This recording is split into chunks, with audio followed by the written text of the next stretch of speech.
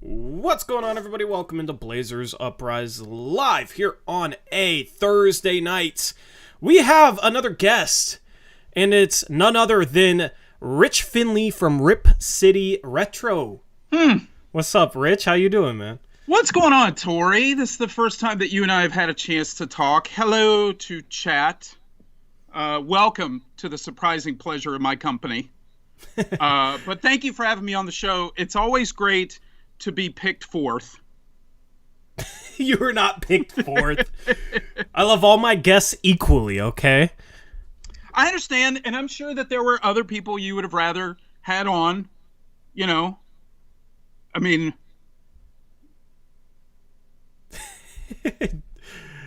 What is that? What is that? What am I looking at? We have Tori, we have so many negative trade assets. Okay? Is that what I think it is? Yes, it is. Oh Yes. my goodness. This is the first and the last time that face will ever make an appearance on this channel. See, and now my face doesn't look so bad, right? So. I was not ready for that at all. So Rich has some stuff for us tonight, and that's one of them. I'm looking forward to it, man. Like, you know, you do a really good job just as an entertainer, of course, but then, you know, just all your content with Rip City Retro, diving into the past, but then tying it to the present. You and Eric over there do a great job. If you guys don't know Rich, it's top-notch content at Rip City Retro. He has his own YouTube channel. Let me link that, because I was lazy and forgot to link it.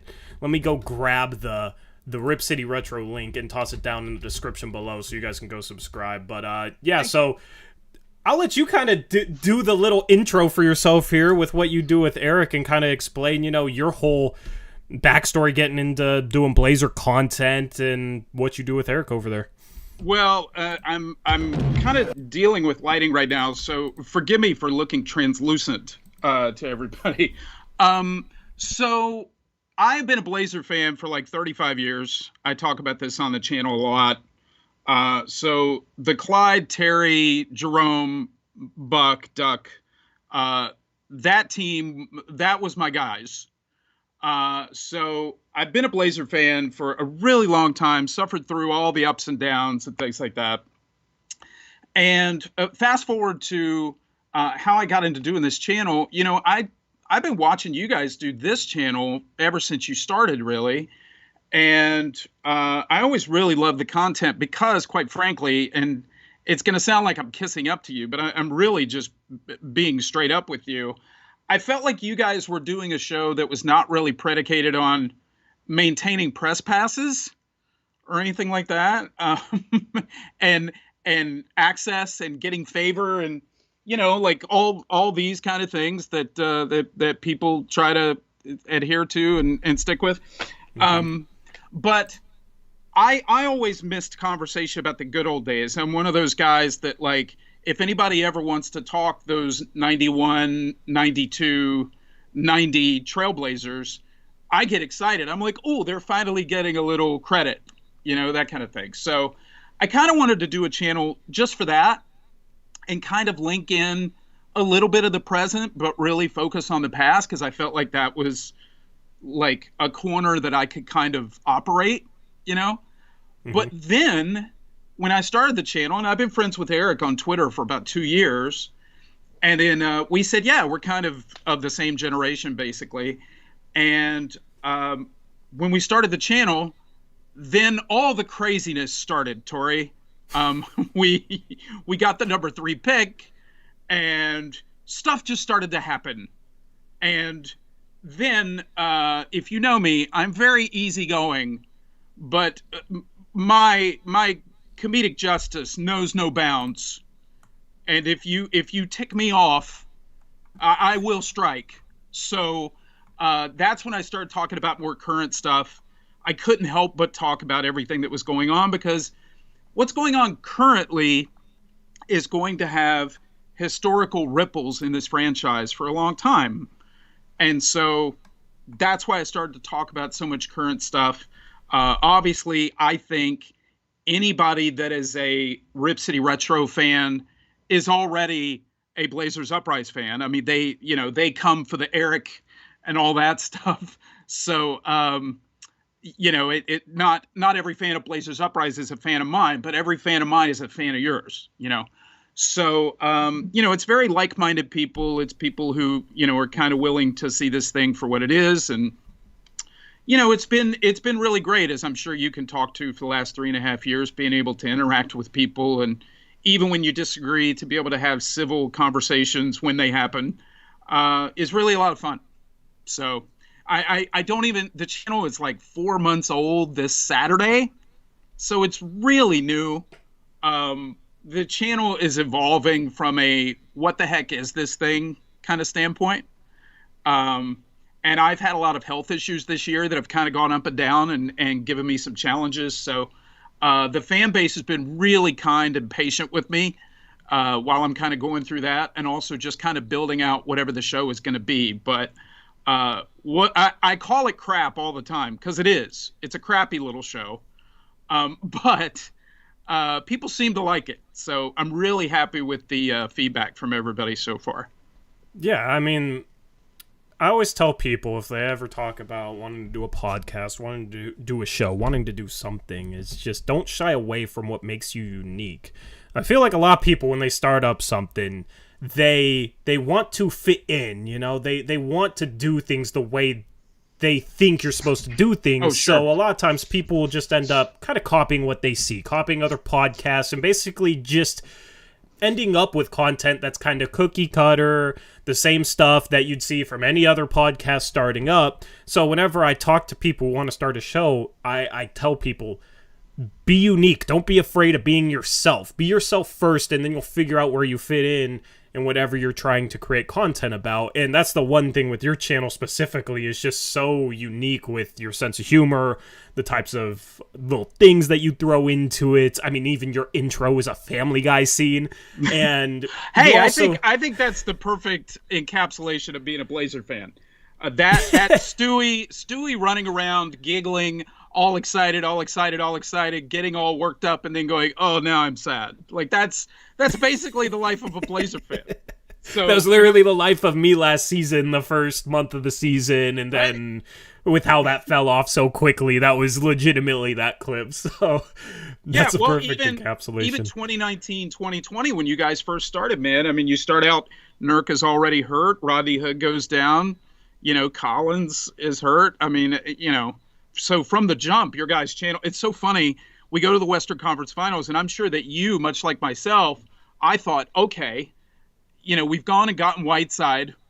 It's a $30 million expiring. Like, Nurk's going to be coming back. Like, the Warriors are hurt for a year. Clay's out with the ACL. Like, we're going to, this is our time to make a move. Mm-hmm. What a great time to launch a channel. Yeah, I was super excited, right off the Western Conference Finals. We finally figured out what it takes to contend and make it to the next level, and then haven't won a series since. Oh, can I say something really quickly to the chat? Because I see the chat going by really quickly. To all of everybody in chat who I interact with from various times when I'm on the show, hello to all of you guys. If you are saying something to me, I'm probably going to miss it. As I talk about on my show, I have a very rare neurological condition, which if you watch my show, you probably think there's a lot of things wrong with this brain. But it's called triplopia. I have permanent triple vision. I got hit by a drunk driver, so I see 3 of everything at all times. So that whole crap when LeBron, got a little scratch and was talking about, I see 3 of the rim. I like wanted to throw a brick through my television because I was like, no, LeBron, I see 3 of everything. Okay. And so if you're saying something in the chat, I am not ignoring it. I just can't follow it and keep up with it because of my vision. So, Tori's going to keep a lookout. But if I miss anybody's question or anything like that, I truly apologize. It's just I can't keep up with it because of my eyesight. So, yeah, Chase McGraw says, Tori, tell Rick he's the GOAT. So, I mean, maybe he's seeing double or something because he misspelled the name. How's he the GOAT if you're going to misspell his name, Chase? It's worse. I mean, there are worse nicknames for Richard, so it's okay. Dude, I swear, when I see my name more than 50% of the time in chat, it's misspelled. It's phenomenal. 2 R's? Yeah, and I used to have name tags on the screen, and people would still misspell them. So 2 R's, 1 I, 2 Y's, 2 T's, doesn't matter. The internet has spoken, Tori. I think you just need to change it. You just need to accept it. Just call me T, chat. I don't think you can misspell that, but maybe you can. I don't know. So good old chat, but yeah, Alvaro says it's all good. Rich, we love you. So I'll read off comments if you guys really want me to read off a comment for Rich. Don't spam it. Just I'll do my best to keep up with chat and also have the conversations that we're gonna have on this show, because we're gonna talk about the Damian Lillard saga entering September. Mm-hmm. I had a stream on the final day of July. Okay, this is the final day of August. I had to stream on the final day of July, and the weeks leading up to that point, it was like, is a Dame trade gonna happen? Is a Dame trade gonna happen? Thought about it pretty much daily. And then once it got to that point, it's like, it's not happening anytime soon. I had a title on that stream with a prediction that Dame was not gonna get traded in August. And I'm not happy about it, but it came true. What was the demarcation for you, Tori? What was the moment that made you go, this might not happen right away? August just is that month where GMs go on vacation. That's true. Phones get put down, drinks get picked up, right? Like, if there was no reason for it to happen before August, there was no reason for it to happen in August.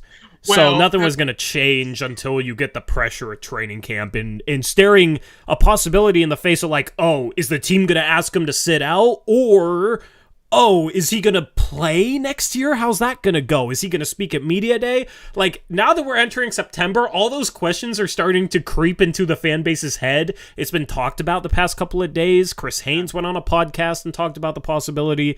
So we're really at the point where it's like the organization is facing all those questions right now. So I really thought it was going to come down to like, the Heat were going to have to finally either put up or shut up, and Portland was also maybe and potentially going to be willing to take a little bit less back than they wanted because they're staring all those questions in the face right now. Sure. You talk about putting phones away. I don't think there was any greater picture than Joe Cronin sitting courtside on the trade deadline night, not on his phone, just watching the game as the trade deadline, the night before the trade deadline. I just remember looking at that and seeing him courtside going, get on your phone, leave your seat. You have work to do. Yeah. Oh my God. But anyway. Yeah, especially after the Josh Hart trade, and just kind of bummer that was, and it was like, please turn this into something good for the rest of the season, or please turn it into something else. Like, we still had a little shred of hope that maybe, at least I did. I had a little shred of hope that maybe the season could be salvaged at that point, and then it became apparent the following day that it just I don't know. The closer we get to trade deadline time, or the further we get into free agency, it's the same sort of feeling where just the sense of dread almost just creeps in. I'm sure people in chat can relate with that, where starting off, free agency starts like, okay, what's going to happen? A little bit of excitement, the stream's up, that sort of thing. And then as the hours tick by, the clock ticks down or up or whatever on trade deadline on free agency day, it's that same sense of dread creeping in, like, wow, we're really not going to do anything, are we? We are just that pokey stick meme, like every free agency period. We are the do something team, just a fan base crying out in pain for that. I mean, talking about Josh Hart real quick, all this talk about Josh Hart, well, they had to get rid of Josh Hart, et cetera, et cetera. I never was really under the impression that they couldn't keep Josh Hart if they were motivated to keep Josh Hart. I just don't think they were ever motivated to keep him. Yeah, I don't know how much of it was Jody just doesn't want to pay him, even if they could keep him, versus, he's going to leave. I think it was more of Jody not wanting to pay him than the organization lets on, because the organization isn't going to go out there and say, yeah, we traded a guy in his prime while trying to build around Dame for a draft pick because we didn't want to pay him. Because that just looks really bad on an organization to sit here and say, And Cronin has said Jody is, bought in, and we're very obligated to put a win around Dame. All the quotes that you compiled into that viral Twitter video that you had, and it was also a YouTube video on your channel. Yeah. Link in description box below if you're joining late. All those quotes. A quote of, we don't want to pay Josh Hart. We would rather have a draft pick goes directly against that. And, so I think the organization wants people to think that it was, Josh was for sure going to leave. And maybe he was, but I do think also some of it was them not wanting to pay him. I mean, everything out of this front office right now. And, let's zoom out for a second. Obviously, look, here's how you know my channel is young, okay? I could probably count haters on like one hand and have a couple of fingers left over. So that tells you how teeny the channel is. Or you're just so lovable, huh? No. Oh, I mean, there is a lot of that, but still, with the when you truly have a viewership, that's when you're going to get the haters. But I have had a couple of people lately, because I was kind of breaking down Dame's interview with Mark Spears in my most recent video, where I was kind of filling in the gaps with what I think is behind a lot of Dame's words. And I think if anybody has paid attention to Dame for the last 11 years, you can kind of, he could say very, very little, but you can kind of extrapolate from that where he's going. And so, I was talking about that, and then somebody said, y'all need to get over your love for Black Baby Jesus. So what?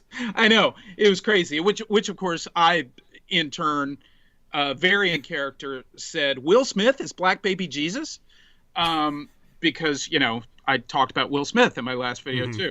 So I've talked so much about Dame and Cronin and all of that on the channel. And the most successful video on the channel is the one that you mentioned. It's called The People versus Joe Cronin. And it's basically all of Cronin's quotes. And I start and stop, and I give my analysis of it. I point to later comments and things like that. But I've hammered away at this thing so much, mainly because this situation with Dame is finite, right? Like, this is going to come to an end at some point. And I don't know how you feel, Tori, but I have really felt like this front office, this ownership, wants to extend this thing out as long as possible. And sure, get the best deal possible, et cetera, et cetera. But I think a lot of this is, the closer we get to the season, the more that we can massage this period of frustration by the fans, and then just immediately go, look at these Scoot highlights, in a preseason game against, Sacramento or something like that. Like, I feel like they feel like a lot of the heat, a lot of the frustration from this fan base, you can't stay this white hot angry for that long of a period of time. And so they expect, hey, by the time we get to September, make the trade in mid-September, it'll be so close to training camp, et cetera, people will have already had 2.5 months to mentally prepare themselves for this moment. And then when this moment happens, it's not going to be that bad. And then when the product on the floor is bad, I just guarantee you and everybody in chat that as soon as the trade is made, we are going to hear about the litany of moves that were, they were right there. Just like a dozen moves that could have happened, but we had to pivot and things got derailed. And they'll never say Dame, but they will want to put Dame in the mind of the listener, if people are foolish enough to fall for that, as to why we don't have a competent bench or front court or whatever the case may be. And so I've pounded away on this thing for so long, and will continue to do so, because until the situation is resolved, like, I don't want to let these guys up just because they've choked us out and we're in the desert, like begging for a cup of water, and I'm like, oh, Jovic, like, oh, please, like, oh, it's so delicious. Like, so I just really hope that our media really holds this front office and holds their feet to the fire. And I know that Steven was on here with you talking about, well, here's the thing about the trade. Here, Tori, here's the thing about the trade, okay? Bert doesn't want to look stupid. But I would argue if you saw the picture of Bert at the Jeremy Grant re-signing, Bert is not doing a very good job of not looking stupid. Okay? So that's just my 2 cents. So I don't know. I mean, I look at this thing like my frustration with the franchise over the Dame situation, it's going to come to an end. And now we're going to be all about Scoot and Shaden and their development. And is that development going to work under this front office? Like, probably not to its optimum level, but hopefully their talent can overcome that. And it sucks that we have to think that way. But I don't know how you feel. I mean, have you felt like your excitement for the young guys, the baby Blazers, all that stuff, is kind of put on a shelf until we can get the Dame situation resolved? Or are you kind of juggling the two? For that, I think it's just two separate things, I just think about them in two separate ways. Okay. Like, I can be excited for the young guys and also pissed off at the way this thing has been handled, because that's really where I'm at right now. Like, yeah, same. When it's, like, the first game of the season, when Scoot's making his NBA debut, like, that's going to be exciting. It was exciting to watch him in Summer League, even though it was even more raw and more recent, the whole Dame saga. So, sure. Dame had requested his trade, a little bit more than a week before, if I recall correctly, that first Summer League game. So, yeah, I'm going to be excited. But going back to the point you made, just about how they're stretching this out, I also think it serves the purpose. And I believe this because I do agree with what Steven said. Like, Bert Cold cares how they look. Jody sure. Allen cares how they look.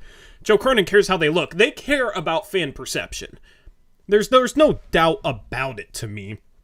And one of the biggest reasons I feel so strongly about that is the way Joe Cronin's press conferences seem to be set up in a way where he's saying specific things to try and please the fans. And as I've said, none of his actions have really matched up with that. But he's always been able to kind of pivot when he talks.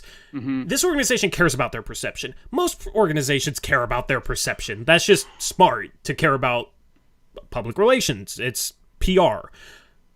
Now, in terms of their public perception, dragging out this situation can only benefit them because it looks like we tried to play hardball and didn't want to trade Dame where he demanded to where he wanted to go. Mm-hmm. We tried to see what else was out there.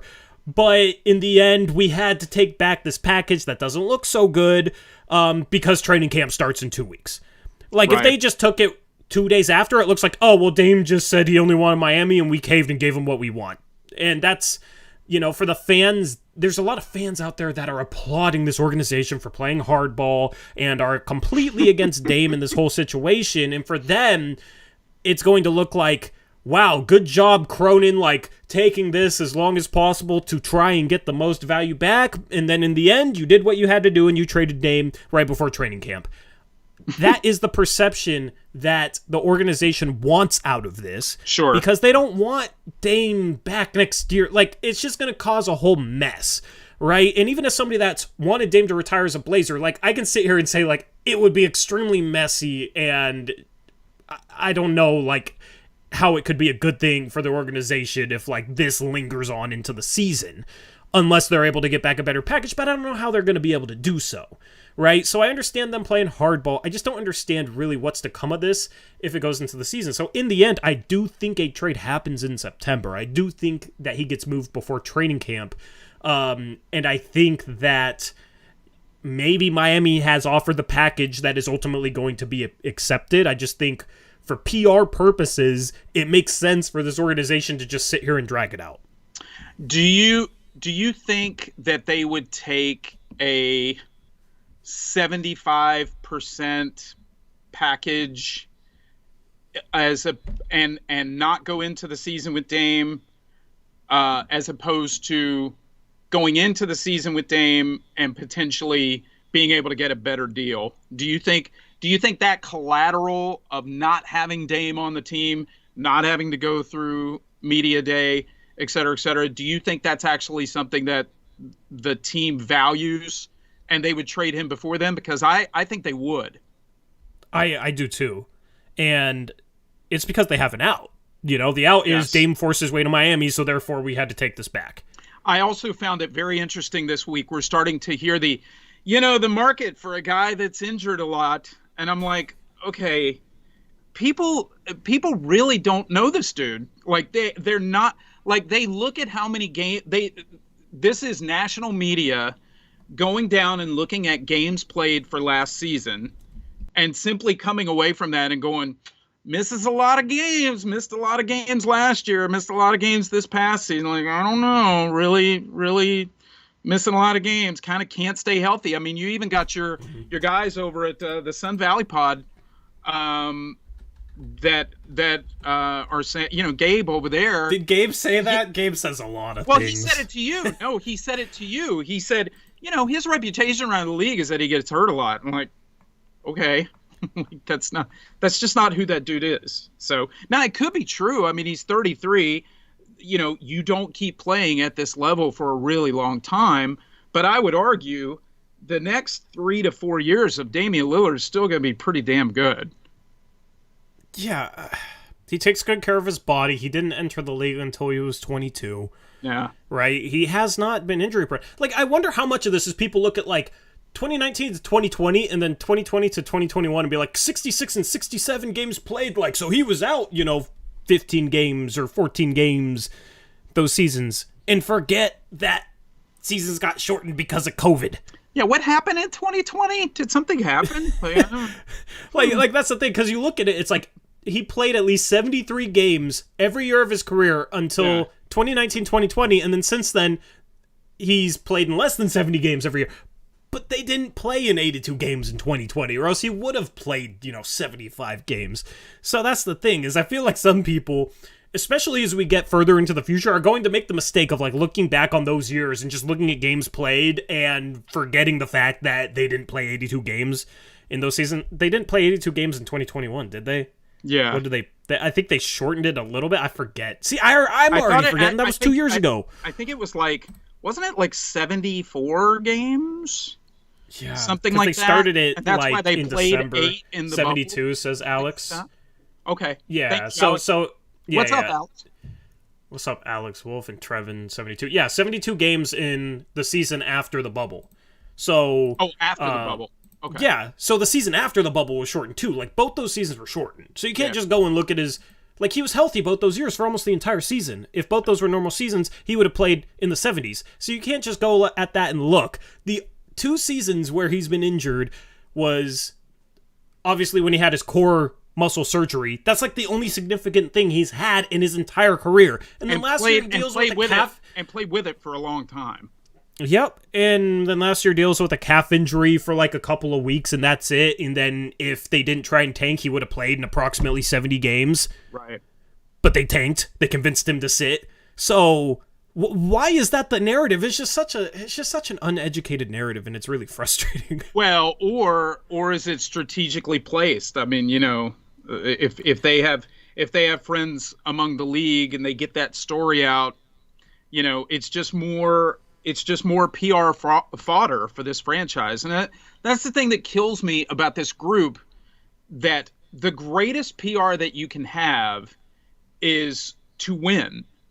Like, everything else takes care of itself if you just make competent decisions and put a winning product on the floor. Your PR kind of takes care of itself. But when you are thinking so many moves ahead in terms of, well, what is the fan base going to say about this and about that, then you're not really focused on the right things, I think. And as somebody who, saw the glory years here and then saw Bob Whitsitt come here And when Bob Whitsitt was here, and I know that you're younger, significantly younger than me. Thank you. Well, Yeah. I mean,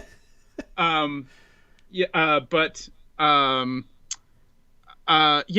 when Trader Bob was making tons of moves, I loved it at first, and then I kind of looked at it like, if Bob Whitsitt had those bonsai trees, they would be naked because he would just constantly be cutting at it. Like, even if he had a first place in the Western Conference team, he would just constantly be tinkering with it and messing with it. And he did that in 2001 when we were in first place in the Western Conference and made some moves that kind of disrupted that team's chemistry, and they went in the tank. But so, I could suffer a lot out of my GMs. Like, Rich Cho, I wasn't very impressed with Rich Cho for his cup of coffee here, So I'm a very loyal fan, a very understanding fan. Like, effort means a lot to me, but probably even more than that is just your character and your word. And I understand that you have to be a little bit of a ringmaster to a certain extent as a general manager. You're trying to sell to the fan base. You're trying to sell to your players. You're trying to sell to your owner why we need to make this move and that move, that kind of thing. But if there's one guy that you don't screw over, it's this guy. And that has just really resonated with me. And that's why I've pounded away at them on the channel, because I feel like they think that they're just going to be able to run this thing out and get to the Scoot era. And I'm fine with moving on and giving them an opportunity to surprise us. Okay. Not to throw a negative their way, but okay, surprise us, like, show us that you can do this. But until this post Dame trade press conference comes, where hopefully the Portland media will hold their feet to the fire and things like that, like, I don't want to let this thing go, only because I feel like, I was thinking the other day about, people talk about ring chasers all the time. They talk about, like, there are classic cases of ring chasing, right? Like KD going to the Warriors as a classic ring chasing situation. I would even argue that KD doing that is less of a ring chase than LeBron, Wade, and Bosh all coming together, because they kind of had to take that team from scratch with Wade and put it all together. But at some point, as fans, and maybe this is being an older guy, Tori. Maybe this is what being an old head does to you.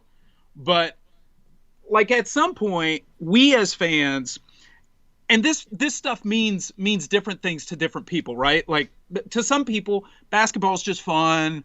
You check in. Oh, how are the Blazers doing this year? Like, that kind of thing. Like, there are some fans that look at it like that. And then there's us that, like, we know every game, we know every stat, all that. Like, you and Eric know every contract in the NBA and stuff like that. Like, it's amazing the amount of knowledge that you guys remind me of me when I was younger. And I had the bandwidth to be able to know all the other teams. Now I just really know kind of the Blazers in the Western Conference in good detail. But I lost my train of thought for a second. I'm so sorry. But I'm so sorry. Can you catch me up a little bit as to what I was saying? Yeah. So you were talking about. There's different types of fans, right? Like, we are the nerds. We're nerds, and some people just watch for fun. Yeah. So at some point, I look at it like, are we gonna be the ring chasers? Like, are we the people that, like, we're just gonna throw this dude out and say, screw him, team's gonna be better without Dame, his hero ball, all that stuff. And you can criticize Dame's game as a player and his shot volume and all that. Like, if you want to criticize that, like, I'm not going to tell you how to watch the game and be a fan. But in terms of when you look at the guy's resume and you look at how he's conducted himself, and for people who just want to throw this guy overboard and say, we're going to be better, and, so on and so forth, like, I don't know exactly how or why, but I do really believe that this stuff just matters. And especially in a place like Portland that isn't a sexy place, no offense to Portland, Oregon. But I mean, look, I live in Los Angeles.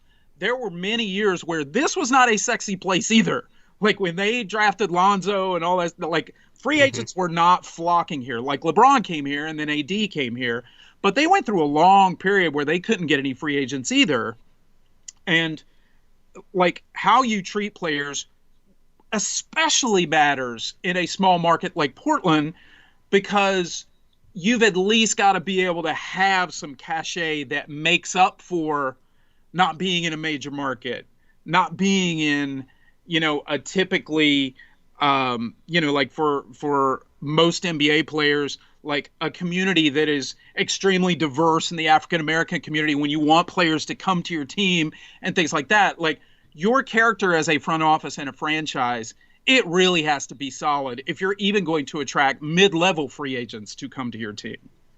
Yeah, and I had one of my conversations with Steven, to paraphrase it, he said, this is a business, teams move on from players all the time, and stars move on from teams all the time, so this is nothing new. And my whole point was, okay, well, we had the star that was going to go against the grain, and as an organization, we should embrace going against the grain, because going against the grain would be staying in Portland or coming to Portland, right?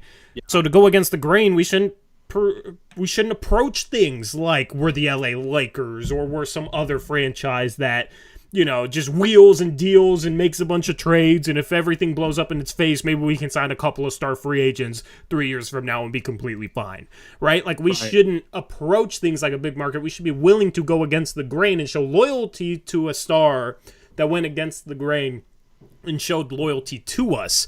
If we just sit here and try and compete with every other big market, big team in the same way that they do it, that's a losing battle. The only way that this team can contend is by either drafting their way to contention, which you have to get really lucky. Yeah, we drafted Dame, who I believe is the greatest Blazer ever, right?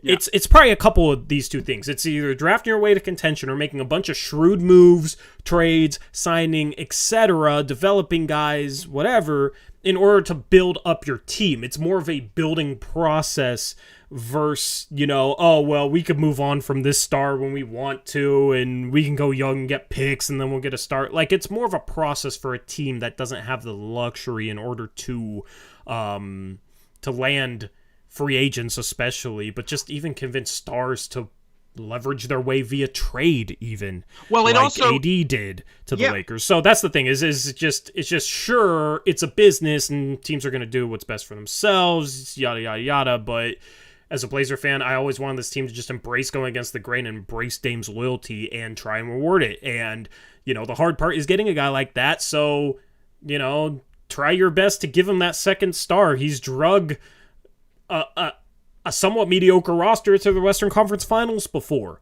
Yeah. A roster that was starting Al-Farouq Aminu, Mo Harkless, and his Cantor. So that's the thing, is I just wanted to give him more of a chance, and the roster had problems last year, but there was still only 2.5 games out of 4th place before the trade deadline. So marginal improvement maybe gets you in the conversation for home court advantage, and then who knows, right? Yeah. Especially in a West that's wide open. So that was my whole thing. I would have been upset with Cronin choosing to go against that, even if he handled it well. But the alternative has been so much worse in regards to how it's been handled in general. Right. I totally agree. And, going back to your point about what you have to be as a general manager, when you have these realities, you have to be shrewd. You have to be able to step in and take advantage of an opportunity. Like, for instance, back when the Blazers traded for Rasheed Wallace, the Washington Wizards had on their roster Chris Webber, Juwan Howard, and then they had just drafted Rasheed Wallace the year before, went through his rookie season, didn't get a ton of playing time, got some, showed a lot of promise, obviously, but that was an opportunity that Bob Whitsitt, going back to Bob Whitsitt, a guy who took a lot of swings, a guy like Whitsitt took a chance on Wallace because it was an opportunity. And that is, in this market, what you have to be prepared to do. You have to be able to kind of read the tea leaves in the league, see who's actually got a lot of buzz to him and maybe isn't getting an opportunity because of a situation, politics, the hierarchy of veterans, et cetera, and being able to pounce on those things. And what we have seen to that point, there has been a lot of, I don't even know if you would call the moves that Cronin has made, like for Cam. Yeah. Okay. Tori, how old are you again? I'm 27. 27. I think 27 was my favorite age. Favorite? Why was streams back? I don't. Right okay. in time. Right in time to have the age talk. Let's have the age talk. It's not back for me, but if it's back for you, then yeah, we're good. Okay, we're good. Yeah, I don't know, chat. So I fixed the lag like a month ago, but that's kind of the first hiccup we've had. I think it's just kind of random. It's been raining a lot. Maybe that's why. Finally rained again. By the way, Northwesterners forgot how to drive in rain, because I drove today on I-5 and I almost regretted it deeply because of how ridiculous people were driving. Like, we haven't really had rain.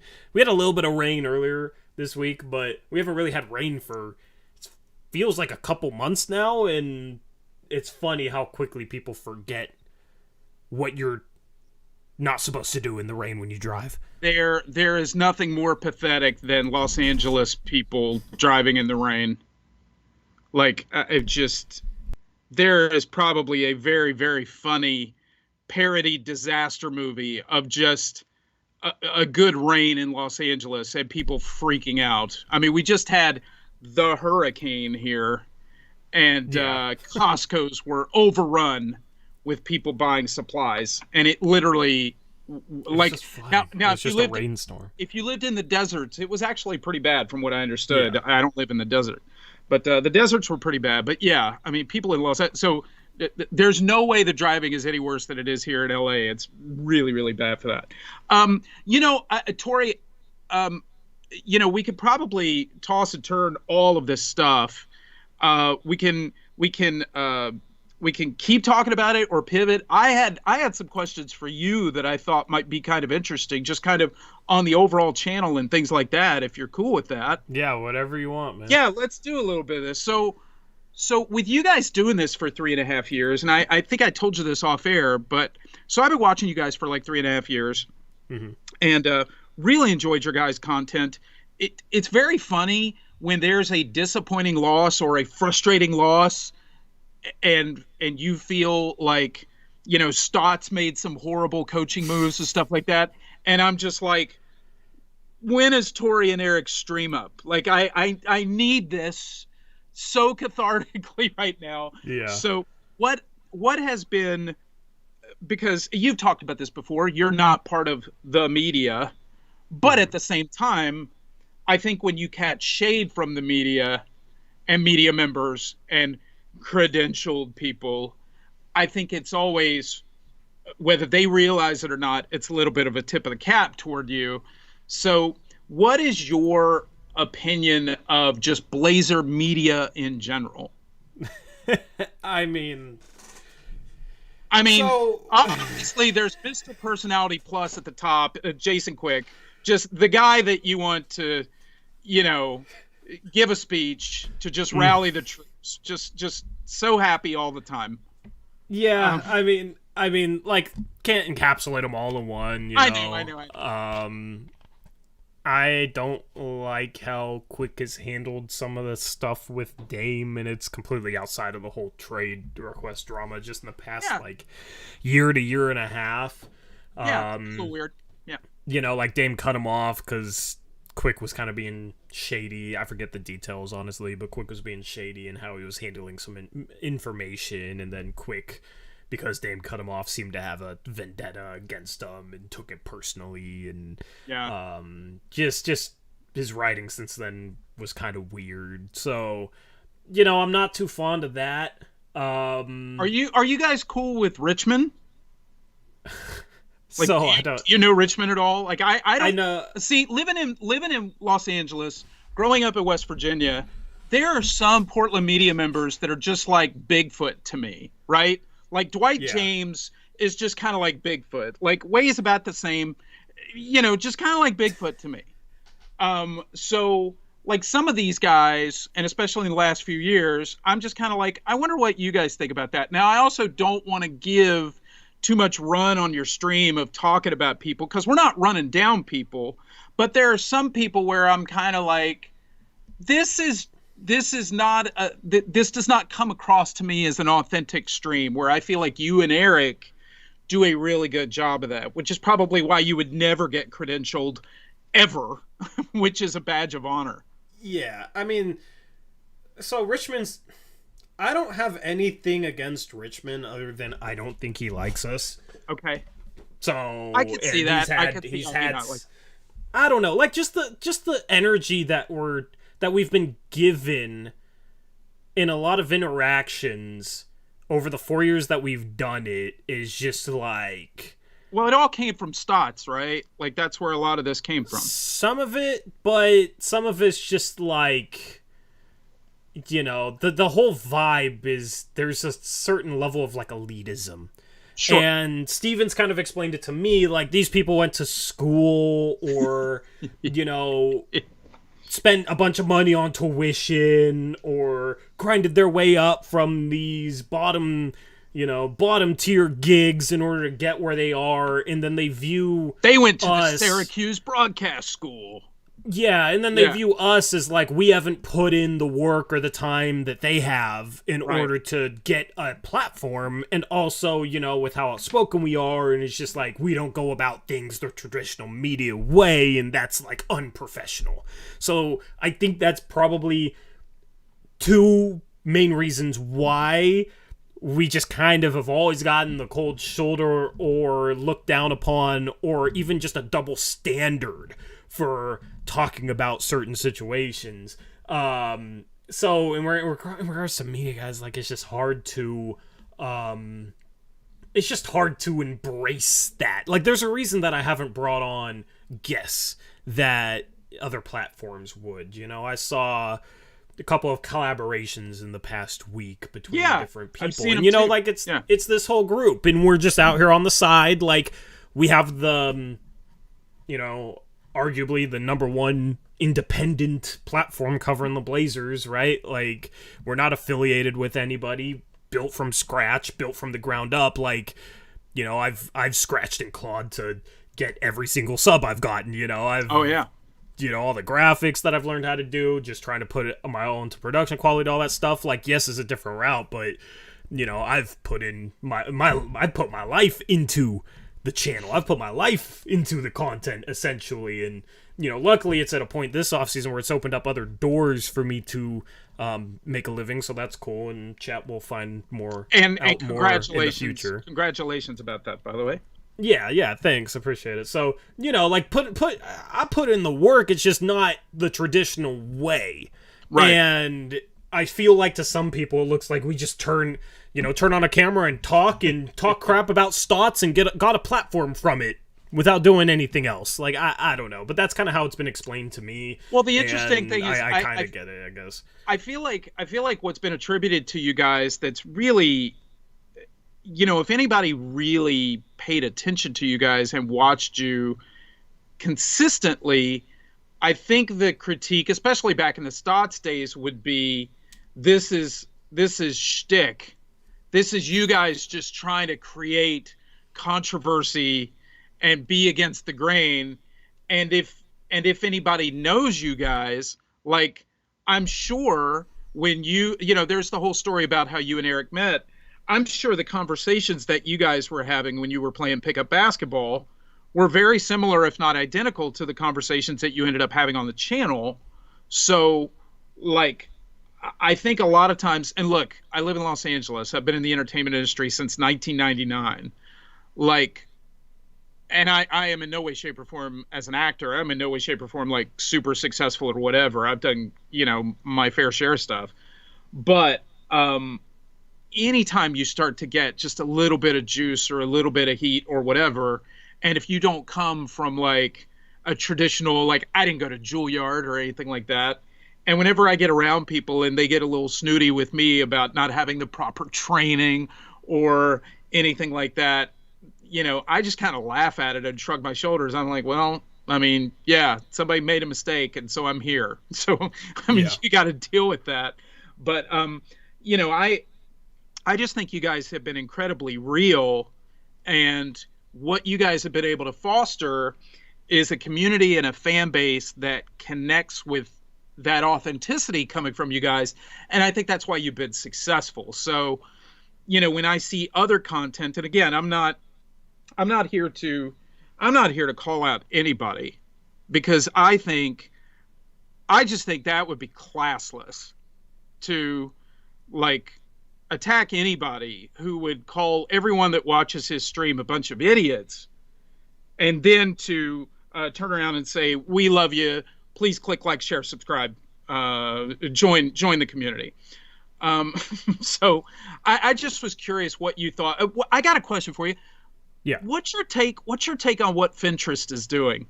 Because there's a little bit of performance art going on with Finterest right now, and I can't really put my finger on it.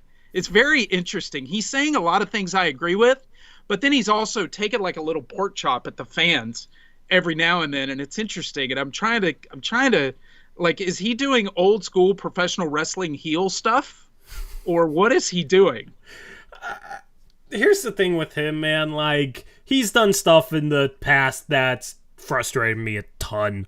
Like he clowned us for our Stotts opinions, So going back to your original thing, like, yes, that was definitely part of it. Sick burn. I mean, his source is very clearly in Dame's camp. Yeah. Like, that's about as much as I can say about it. Like, his source is very clearly coming from Dame's side of things, whereas other people that are credentialed working for the Blazers, like, talk to Joe Cronin. Danny Meringue talks to Joe Cronin. Sean Hyken talks to Joe Cronin. These guys talk to Joe Cronin. Naturally, their intel, unless it's coming from Dame's camp, is probably going to be skewed towards Joe Cronin. Of course. That's just my read on the situation, right? Yeah. So, like, yeah. Fentress is just a stark contrast as a credentialed media guy to all those people, because I don't know if Fentress really talks to Cronin like that, and then his source is clearly from Dame's camp, like clearly close to Dame. And I mean, Fentress, I don't think he's a Blazer fan. Like, I think he's a Bulls fan, actually. Okay. He's like, I think he's from the Chicago area. Chat, you guys can correct me if I'm wrong. That's, if I recall correctly, that's what the deal is with him. So, like, to him, he just clearly views it as like the Blazers should just do right by Dame after all that he's put up with and just trade him to Miami. I think it truly is his opinion. I think some of his opinion is swayed by his source being very clearly in Dame's camp, and he doesn't have any like ties to the team in that sort of way. I don't think he's a Blazer fan at all. So no, I don't. I think that explains a lot of it. Like, I do respect that he's willing to just kind of like stand on his opinion, even though he gets a ton of heat from it. Like, I can respect that more than just kind of the cookie cutter organizational approach that's not going to get much heat. And, I don't really have a problem with anything Fentress has said regarding this situation. So, I just think it's very clearly on, he has a source in Dame's camp, and I disagree with some of his opinions, but that's really all it is. Yeah, I've just found some of the shots at fans to be kind of entertaining. Well, I've missed that. Yeah, I mean, it so if you read off some of those, maybe it changes my opinion. Because I wish I had to cut and paste some, but they're just little shots. Like, why do fans think this? Just shut up, get over it, move on, trade the guy to Miami, et cetera, et cetera. So. I mean, that's kind of why I've had a problem with some of the stuff in the past, is him. But then again, I'll say, some Blazer fans drive me crazy, Of course, yeah. I don't know. Like, I guess if I do some of the same stuff, I don't know. Like every media guy that's opinionated, I feel like does that, because it basically becomes a conversation like, why do you think differently, you know? And I try and have conversations with people that think differently. Like, that's why I do the content with Steven, because he thinks very differently, but it's, you know, fun in a unique way, because it's just debate and just, it kind of drives me crazy, but I think it makes for pretty good content. But it's also somebody that people can relate to, different opinion. I do think, you know, if I didn't know anything, I would take my side of the argument, but like, I do try and legitimately address the difference of opinion in a way where it's like, this is why I disagree and why I don't think the way you're thinking about it is right. But in the end, it's really just, you know, this fan base is divided and polarized right now, and Fentress is on one side questioning fans on the other side, and fans on the other side are questioning Fentress, and it's just a mess. And this fan base has been polarized the past 4 years because it's been an absolute struggle. Yeah, I agree. I just was curious what you thought about that, because he seems to be getting a little bit bigger profile in this situation. I don't know if he's on Redfin every night looking at Dade County, Florida, looking at apartments. I don't know what he's doing, but it's been pretty interesting to see his takes for sure. Yeah, 100%. And by the way, he has been out there saying, no, I'm not looking to get a job covering the Heat, et cetera, et cetera. So in his defense, he says he is not doing that. So, I mean, that, like, if I was him, I wouldn't even defend from that, because that's just ridiculous. Like, he's not going to get employed in Miami because of his takes on the Dame situation. He's just not. I mean, like, you know how many reporters would want to report in Miami? Like, I don't know. Like, that's the thing is fans will go after media guys or people with platforms they disagree with. It's happened with me. It'll happen with him. It'll happen with literally anybody that covers the team. So I really think that's all that is. Luckily, I am flying low right now. It's not happening. So we'll see. We'll see. Probably right after this stream. Do you have Jokic fever? Jokic fever. Define Jokic fever. Looking at all these clips that have been circulating the last few days and feeling like if we don't make the substandard trade, we might actually be missing out on a great. Oh, you said Jovic. I thought you said I'm Jokic. Sorry. I'm saying no. You're right. I'm saying the wrong. I do this constantly. I cannot get it right yet. And then you start talking about the clips, and I'm thinking of the clip of Jokic in Serbia or wherever he is, like dancing to the music. Do you know what clip I'm talking about? Yeah, dancing I do. At the bar. Yeah, that was really funny. No, yeah. What are your thoughts on that? Like, what? I got the fever, man. I mess with it. How did his wife ever get pregnant with those kind of moves? No, that is not what I was talking about. I keep messing the kid's name up every time I try, so I don't even say it on the channel. Yeah. And I write it down to get it straight. But anyway, what are your thoughts on him? Like, do you think he could really turn into something? Because there are times where I watch his clips and I'm like, man, he looks pretty solid to me. Like he looks like a nice guy to take a flyer on. Yeah, I mean, I thought in the draft that Miami got a steal with where they got him at, 27th, 28th? Like, yeah. I was pretty high on him. I had a borderline lottery grade on him, and I think Eric did too, because he's tall and has skills and is a fluid player. Like, whenever you have size, skills, and fluidity, that's always something to take a flyer on. And you see well, yeah.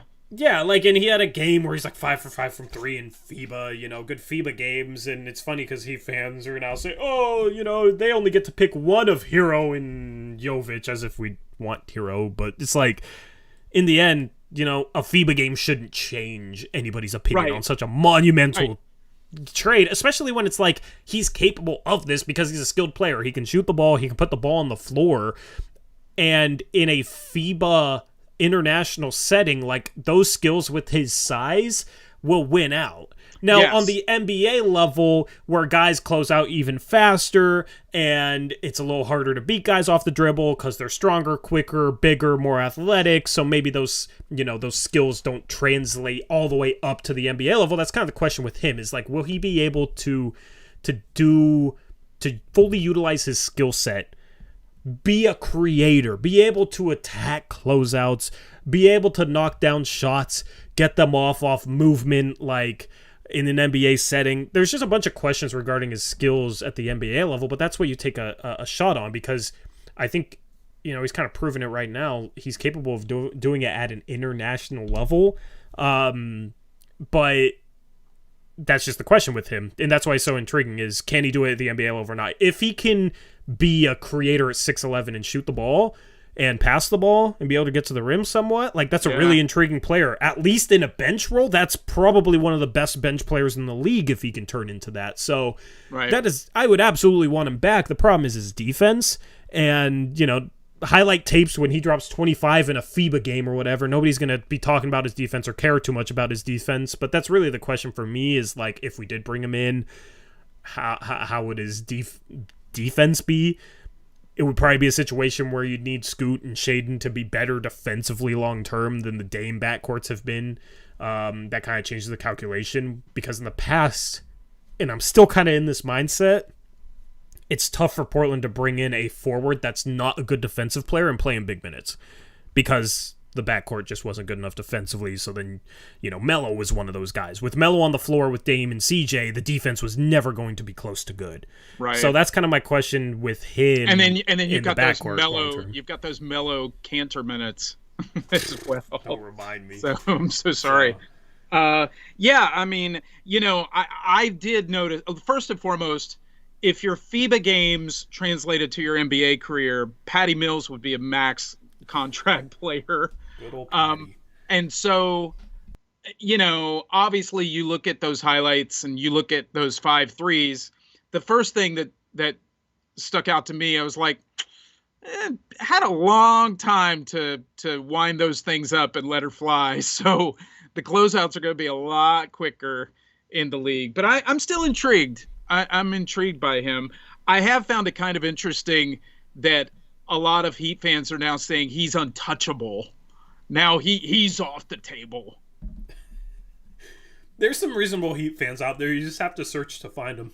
Oh, because there's a lot of people that say ridiculous stuff.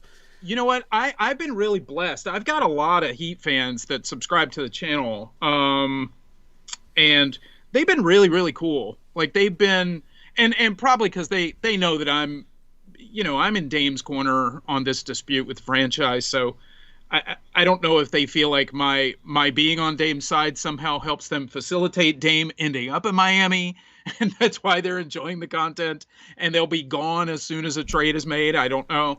But yeah, I mean, they're quite frankly, I've seen a lot of really cool, measured Miami fans on my channel as well. So, they seem to be pretty good people. You know who is really cool on the channel as well? I have quite a few San Antonio Spurs fans that subscribe to the channel because they saw my my draft lottery reaction video. So they were so nice and polite. Darn it, those Spurs fans. They're so fat and happy. So they're just the guy. They're the drunk guy at the party that just walks around and tells everybody that they love them. So that's Spurs fans right now. But no, there were some on our draft lottery reaction video that were like, "You guys didn't deserve him. He needed to be with us. Ha ha ha. We got him. Blah blah blah blah blah." There's a lot of Spurs fans talking that, and it was like, man, why can't you guys just be? There was a lot of people that were just like, "Congrats, I'm moving up to 3. My Spurs got win." Like, there were some good people, but there were some people that was just like, it was almost like they were angry. Like, screw you for thinking you could get him. He's ours. And it's like, why aren't you just happy that you got him? Well, I mean, if you've gone from David Robinson to Tim Duncan, you probably feel like this is your birthright, right? Like, you kind of feel like you deserve this. So I don't know. I'm going to turn this into a question for you. Yeah. So regarding the team going into next year, assuming there is a Dame trade, expectations are going to be interesting. And there's a commenter in chat that's just asking me how I know that the team is not going to be good next year. And, I mean, you can never completely rule out a team from being good if literally everything breaks right. Sure. But I'm going into next year with very tempered expectations, and I've talked about this. Moving on from Dame, the offense is going to be noticeably worse. And the offense last year was good, but it was actually one of the worst Dame-led offenses in the past, 6-7 years. Mm-hmm. And the biggest problem was turnovers. They turned over the ball a lot. Understandable with, different guys. CJ, a full season without CJ, it makes sense. Yeah, and moving on from someone like Dame to a rookie point guard like Scoot, who in the G League averaged 3.5 turnovers a game last year, I don't see the turnover issue getting better. I still think this team is going to turn over the ball, and then Scoot's not going to be as good offensively as Dame. So this team has always relied on its offense. The offense will be worse. Going from Dame to Scoot and not changing much else, maybe you get a little bit of a jump from Sharp and Anthony Simons, but that's not going to offset taking a step down from the greatest player in all time to a 19-year-old rookie. Right. That's just realistic to me. That's just logical to me, right? So the offense is, I don't know how the offense is not worse. Defensively, it's still all the same problems as last year. It's still small. They were a bottom 3 to 5 defense all year last year. Chauncey didn't know how to game plan. Chauncey didn't know how to make defensive adjustments. Chauncey put Jeremy Grant on guards all season, and it was a disaster. But did he ever have his guys, though, Tori? I mean, now this year he has a chance to have his guys. Yeah. So now what is a Chauncey guy? Does Chauncey even know who his guys are? Rasheed Wallace, Rip Hamilton. Yeah, they're 50 years old. Those are Chauncey Billups' guys. He needs to go coach the big three instead. So you were setting me up here. Were you going to ask me what do I expect? Wins, losses? Yeah, I kind of gave my expectations, but I'm just kind of, defensively, I just want to know what you agree and disagree with. So defensively, obviously, it's still a small team. Yeah. I don't really see how they are much better than the defense they were last year.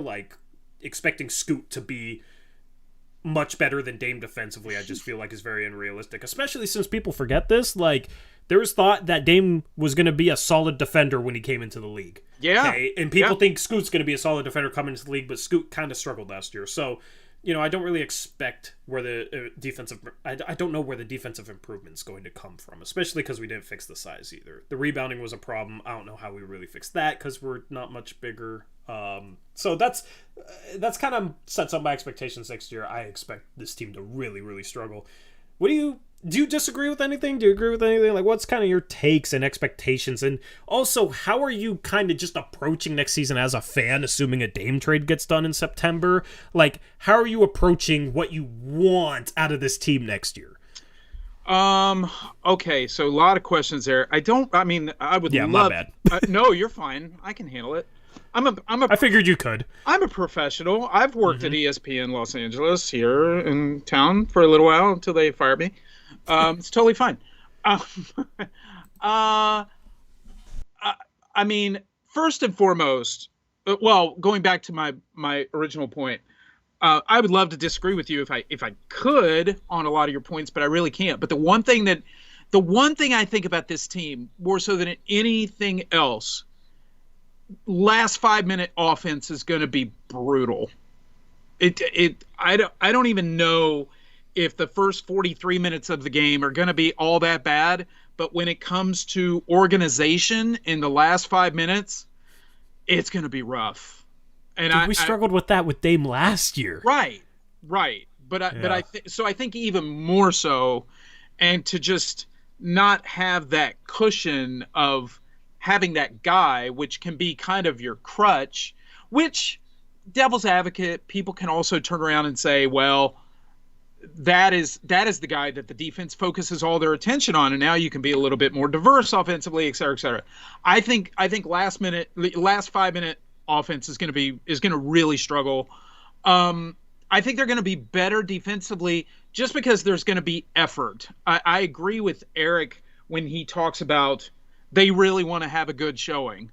They, at least early, depending on what kind of trade they make for Dame and then what kind of incidental moves they make around the margins, which is all they're going to be able to do at this point, which of course they'll blame Dame for. It'll be fun.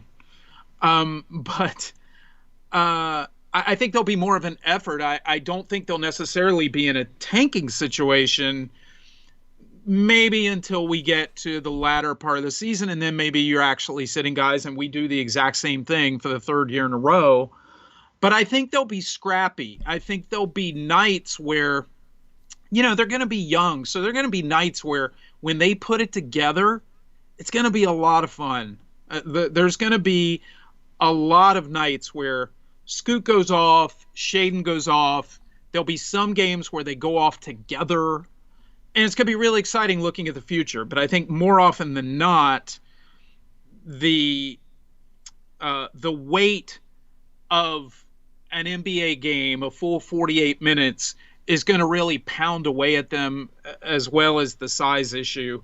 So I think if they were like a 28-32 win team next year, depending on player development and how Scoot came along, and did you decide what you want to do with Anthony, et cetera, maybe you make some moves at the trade deadline, so on and so forth. I think it can be a successful season even with a win total like right around there. But if I had to guess, I would put them in that 28-32 win range. And I wouldn't necessarily come away disappointed. It just depends on what it looks like. Is this something that you can build a foundation upon moving forward? Yeah, because it's more about that than winning games next year. Yeah. It's a little bit of a different priority to me. I've said this numerous times. Like, I care about the development of I care about the development of Scoot, Ant, and Sharp. Those three. Yeah. Start them all together, play them 35 minutes a game, challenge them defensively, give them reps offensively, let them make multiple reads, multiple times a game, 82 games, or however many games they're healthy next year. That's what's going to help them. And that's what should be the priority. And depending on who you pick up in the trade and working on getting them established and finding out what you've got to play with there. Yeah, and as far as the whole point about the defense maybe being better just because they want to have a good showing. I mean, I think this team had a chip on their shoulder last year going into the season, and they were solid defensively for like the first month. But I think it was more so because they were just playing their asses off while teams were still getting into game shape. Teams were still kind of ramping it up. The problem is I don't think, See, I think they were a little bit. Maybe we disagree on this. I think they were a little better than that last year. A little better than solid? A little better than what you're making them out to be, in that they got off to a really good start and then other teams caught up with them. I think the injuries really hurt. The lack of depth really hurt. Yeah, it wasn't the only thing. It wasn't the only thing. I mean, I think healthy. I think that team competes for home court in the first round. The thing is so I went back and watched a video I did after they beat the Pelicans, which was into the season. They're contenders right now. I remember that video. Yeah, I was drinking the Kool-Aid. At the time I made that video, a month into the season, when they were running a zone, the zone had a defensive rating of 82. That was so far from unsustainable. Yeah, that's true.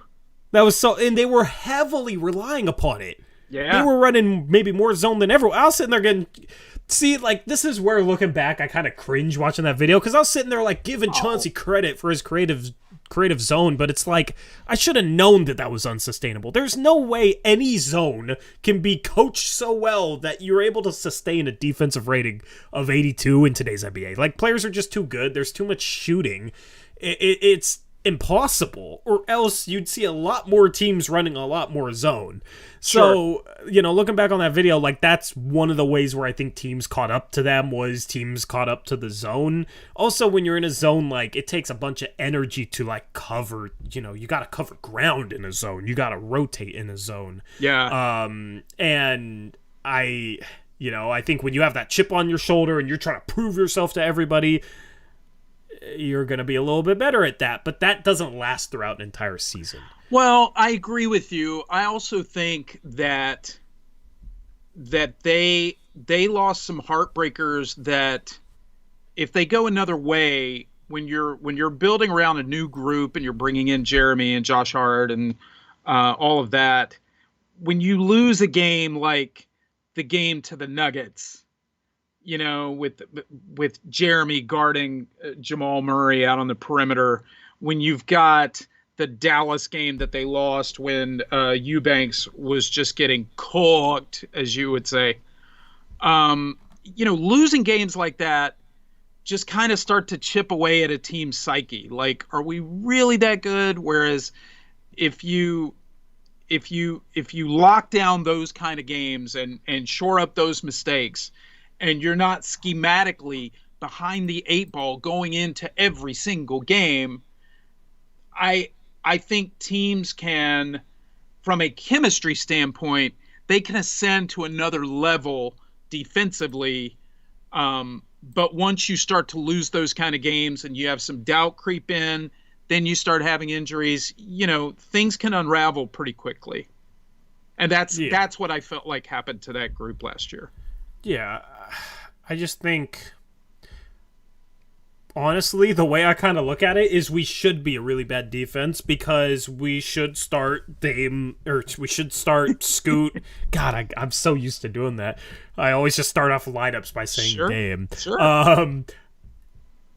We should start Scoot and Sharp. That's not going to be the optimal defensive pairing. No, not at all. No, but you're right. I mean, why not? Like, at this point, you've missed out on, anybody you could have picked up in free agency.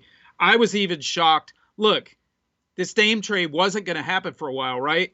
The fact that they didn't make the Hornets go out and spend more money than they wanted to re-sign PJ Washington is just a fail.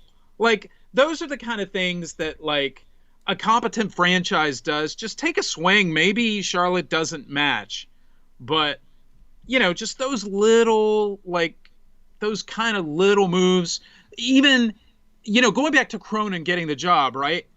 The fact that you don't interview for the job just to get other people in the door to hear their pitch of, hey, what would you do if you ran this franchise? And then people aren't going to give you the whole farm necessarily, but at the same time, they're interviewing for one of 30 jobs. You might, even if Cronin's your guy, you might pick up on a pathway, or Cronin might pick up on a pathway that makes sense to you, and you might be able to steal a little something from that. But once they never interviewed for that position, that was the moment that I came away from going, oh, okay, they're not really serious. And that was, and you guys have pointed this out.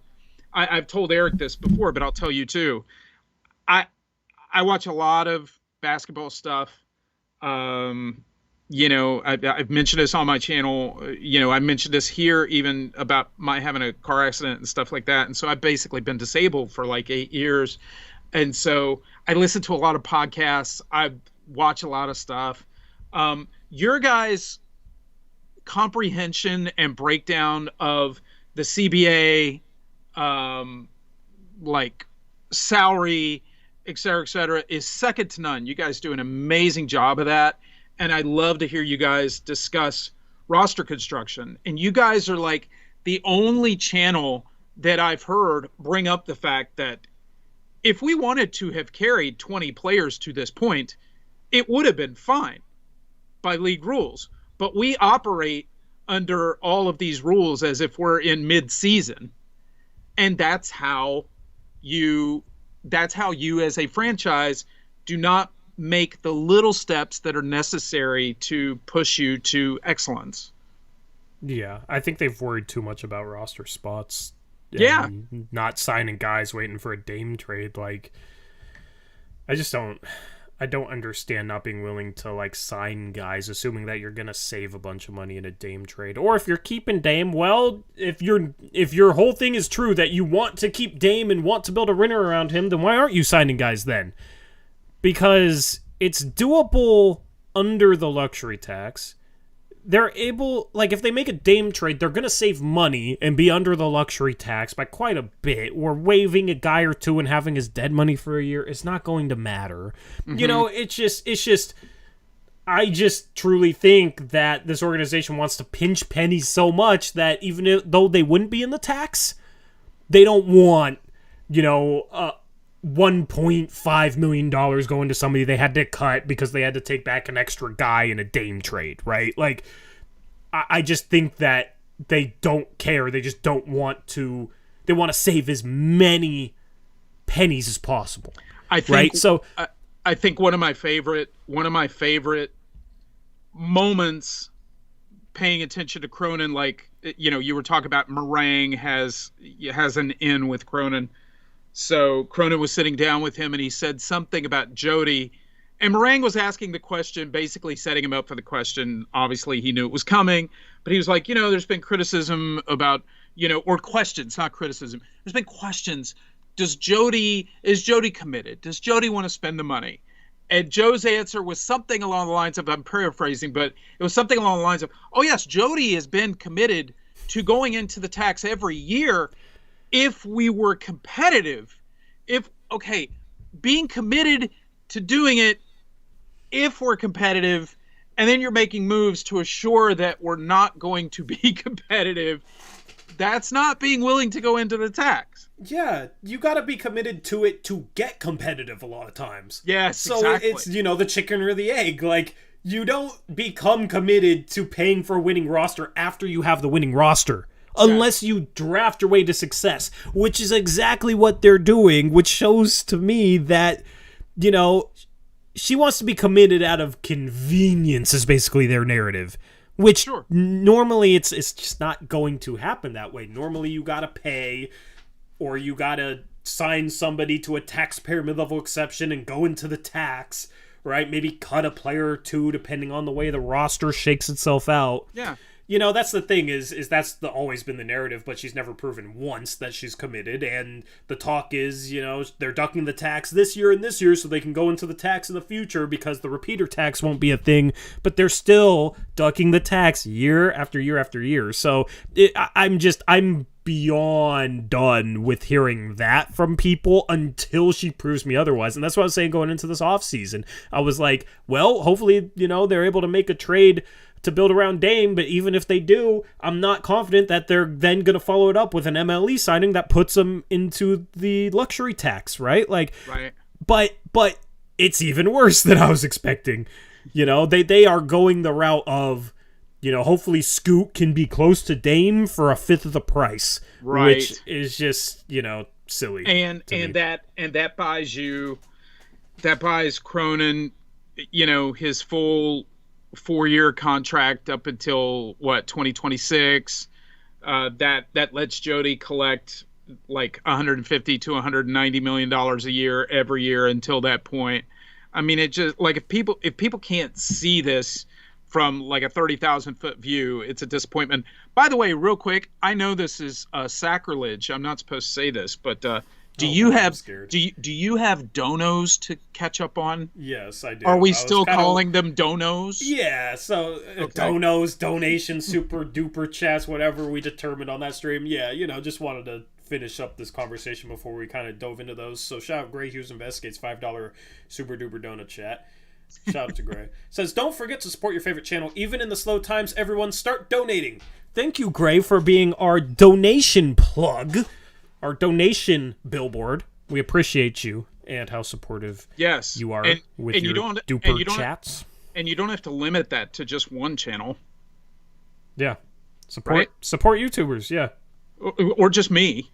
If you can. Or support Rich. Rich wants your donos. Yeah. Or do you live stream? Or just your love.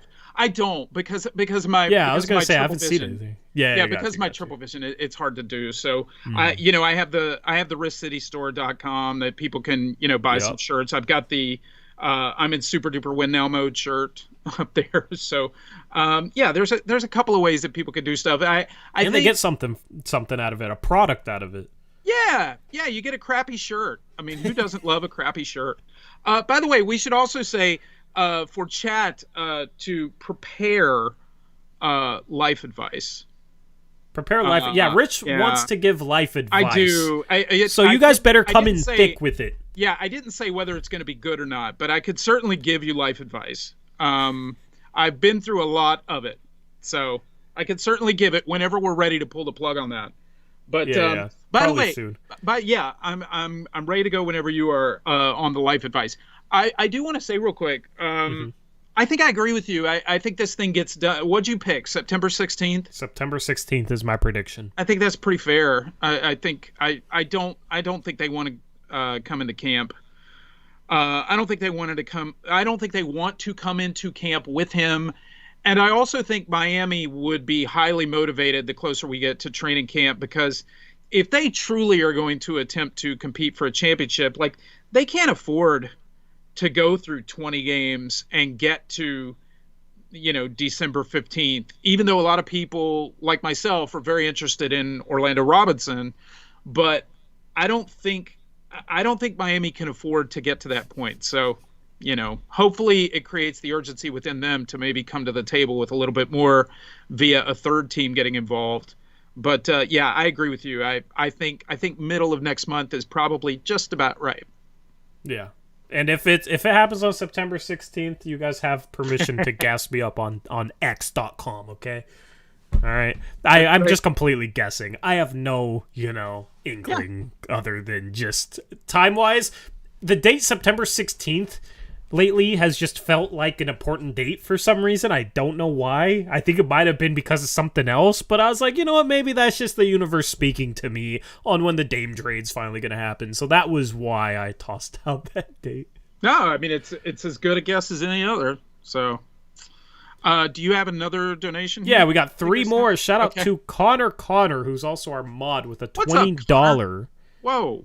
Connor with the $20. Says, now I'm imagining Jody's head on a chicken. Thank you, Connor. I don't know why Connor is I don't know what put that image into his head. But maybe you can get that on one of your cutouts. Well, I mean, I would say this. Mute That Bozo drew a picture for me. Well, I don't know if it was for me, but it was basically Jody and essentially Joe Cronin, like, kind of pulling his head out of Jody's, whatever. Mute That Bozo is an incredible artist. Is he? Oh my God. Like, when I saw this drawing, my first thought was ew. But secondly, my second thought was he is unbelievably gifted. Like, he's an amazing artist. If he put his talent for good, it would be amazing. But this photo that was in the Discord, by the way, it's on your Discord. I didn't see it. I need to find it. It's gross. Like, it's appropriately gross. But probably anatomically accurate. When did he post it? Like a couple days ago. Mute. Oh, man. Mute. Resend it to Tori in the Discord. Yeah, send it. Oh, wait, no, I found it. There you go. So you see it now? Oh, right? My God. What bad. am I looking at? It's really bad. Yeah. What am I... It's kind of like the Ace Ventura sequel when he's like, being born in, it's that scene. Like, I was just about to plug my Discord, but now I don't feel right plugging my Discord for people to go look at that. I'm also a little uncomfortable with the use of the word plugging based on that photo. Okay, well, so, let's maybe move on to life advice or another dono. Or we got 2 more. We got Colonel Pancakes with a $5 dono. He says, "Much love for you, Rich. I listened to your latest videos on the way to work." Aw, thank you so much. Appreciate that. You got the work commute spot. That's a good spot to have. The work commute spot. It's better than looking in my face. So. Shout out to Colonel Pancakes. And then shout out to Alex Wolf with a $5 dono. Says, Rich will go down as the Spielberg of making video intros. Camera emoji, fire emoji. Well, thank you very much. Yeah, in case people don't know, I try to put some effort into my intros. It can be kind of hit or miss in terms of, like, if my body is cooperating to be able to do stuff. Because I've had a rough year health-wise. So sorry to hear that. It's life, right? It is what it is. But I I mean, well, I'll share a little bit with the channel. So I had a nasty slip and fall, and so I just got a PRP injection. You remember the injection Kobe got in his knees to make him jump Yeah. higher? So I Yeah. got that in my elbow like 2 weeks ago. So I'm still kind of evaluating that. But the really bad thing is, so I hit my head in this, and I've lost. So 2 months ago, I was told that I had lost 10% of my hearing in my right ear. And then, like just a month ago, I got a report that I've lost 10% in my left ear. So now I've just lost 10% of my hearing. And there are a couple of things that we're going to try, and like this big machine that I have to buy for the house and stuff like that. So, um, when I think about the channel and stuff, like I love making content. And I kind of wanted to ask you about this, and I'll circle back to this after I finish this up. So Yeah. I don't know how long the channel will go because I don't know if I'm going to keep losing my hearing or whatever. And if my videos are just going to be me shouting a lot, which is not fun for anybody. But I wanted to ask you, and maybe this is a little personal, and I don't mean it to be, but I've seen you post things on social media before in the past. Have you found that hosting your own show and like having quote unquote responsibilities, like got to get a show out, got to get this package put together, that kind of thing, have you found that working on this channel has helped you like compartmentalize and maybe get out of your own head and not worry about your own problems? Because it certainly is that way for me, like interacting with people like Mute That Bozo or Alex or Colonel Pancakes, or I'm probably forgetting a ton of names right now, but just so many of the people that are regulars on my channel, and I have like a fraction of the amount of people that you have, but reading their comments or knowing that like, hey, I need to get a video out for them, or I want to talk about this stuff and interact with guys on the channel. Like it helps me personally. Like it really helps me like get outside my head and not feel sorry for myself and things like that. And I just wondered like if working on your channel, if that does the same. I know that all the hard work that you put in also comes with its own set of headaches and things like that. But have you found that working on this stuff and having this community has kind of helped you step outside your own head a little bit?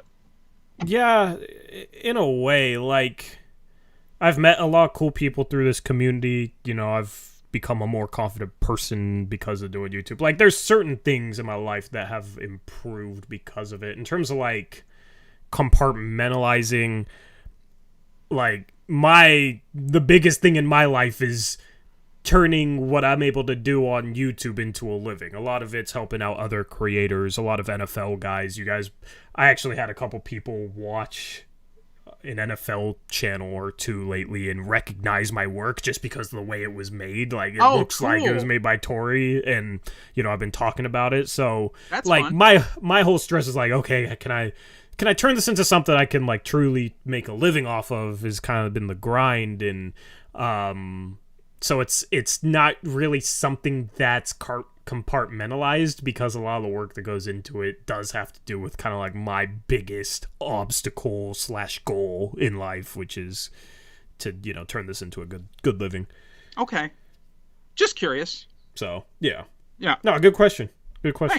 Thanks. I'm always a bad guest because I just get on and I want to start asking questions because I'm a host. No, it's a good guest. Yeah, it's it's been interesting with the 4 guests that we've had. Just the differences, and just like obviously like me and Eric have a lot of on-air chemistry, and then me and Steven have recorded a lot, so we have a lot of chemistry and that sort of thing. And it's something that can be developed between pretty much anybody, in my opinion, if you just do it enough, sit down and kind of hammer away at some content. But it's just been interesting because it's, I think all 4 of the guests that I've brought on, including you, just kind of bring a little different feel in a good way, to the show. It's you guys all have made it unique in a time where we have nothing to talk about. Yeah, so that's been pretty cool. It's boring. Yeah. Yeah, I mean, I wouldn't say boring, Well, like, I talk about the time of year. The time of year. Yeah, the time of year is very boring. So,